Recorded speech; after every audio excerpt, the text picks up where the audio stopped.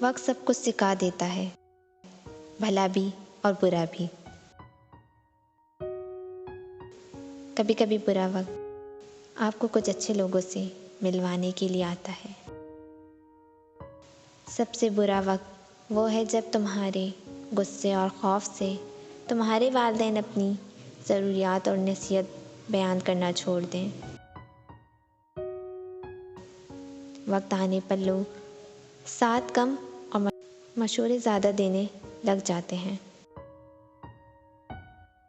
बुरा वक्त तो गुजर ही जाता है, मगर अच्छे अच्छे लोगों की असलियत दिखा जाता है।